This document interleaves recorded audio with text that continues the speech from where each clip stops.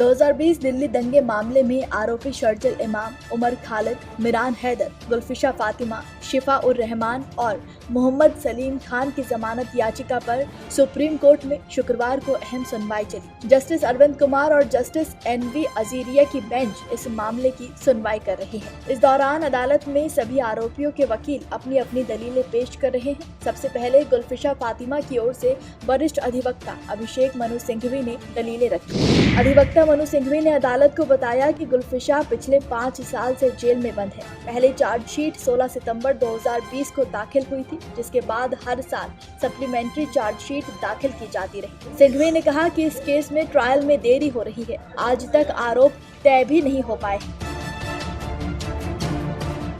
उन्होंने कहा कि गुलफिशा इस केस में जेल में बंद एकमात्र महिला आरोपी है, जबकि इस मामले में देवांगना और नताशा नाम की अन्य महिला आरोपियों को पहले ही जमानत मिल चुकी है। ऐसे में समान आधार पर गुलफिशा भी जमानत की हकदार है। सिंघवी ने अदालत को बताया कि गुलफिशा पर आरोप है कि उन्होंने धरना स्थल स्थापित किए थे, लेकिन उन स्थानों पर कभी भी कोई हिंसा नहीं हुई। उन्होंने कहा कि जहां भी वो मौजूद थी, वहां किसी के पास तेजाब, मिर्च पाउडर या किसी भी हथियार का कोई सबूत नहीं मिला। सिंघवी ने ये भी बताया कि जमानत याचिका 90 से ज्यादा बार सूचीबद्ध हो चुकी है, फिर भी सुनवाई में लगातार देरी हो रही है। तो वहीं उमर खालिद की ओर से वरिष्ठ अधिवक्ता कपिल सिब्बल ने अपनी दलीलें पेश की। अधिवक्ता कपिल सिब्बल ने कहा कि जब दिल्ली में दंगे हुए तब उमर खालिद दिल्ली में मौजूद थे ही नहीं। सिब्बल ने बताया कि उमर पर केवल साजिश रचने का आरोप है और उनके खिलाफ न कोई हथियार बरामद हुआ, न कोई पैसा और न ही प्रत्यक्ष साक्ष्य जो उन्हें हिंसा से जोड़ सके। उन्होंने कहा कि 751 FIR में से केवल एक में उनका नाम है और वो भी सिर्फ साजिश के आधार पर, लेकिन जमानत में लगातार देरी की जा रही है। तो वहीं दिल्ली दंगे में शामिल शर्जिल इमाम की ओर से वकील सिद्धार्थ दवे ने भी अपनी दलीलें पेश की।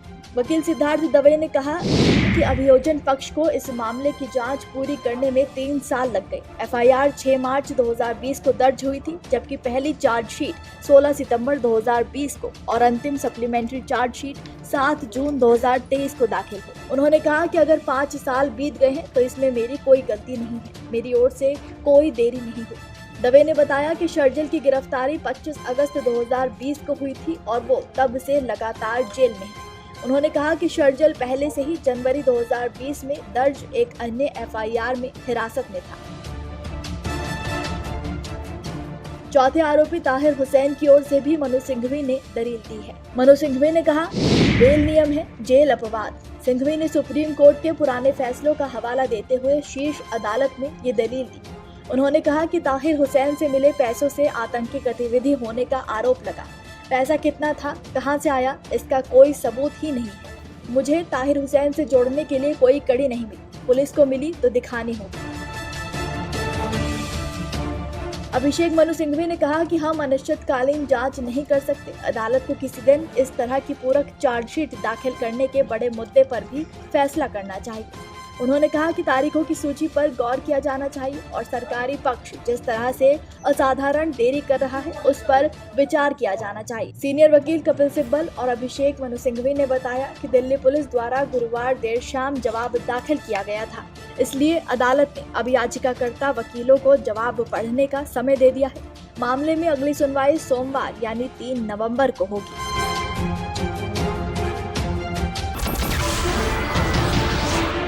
नमस्कार, मैं हूं मानक गुप्ता। अगर आपको हमारा ये वीडियो पसंद आया हो तो इसे लाइक और शेयर जरूर करें और हाँ, हमें सब्सक्राइब और फॉलो करना ना भूलें ताकि आप देश और दुनिया की कोई खबर मिस ना करें। तो जुड़े रहिए हमारे साथ और देखते रहिए न्यूज़ 24।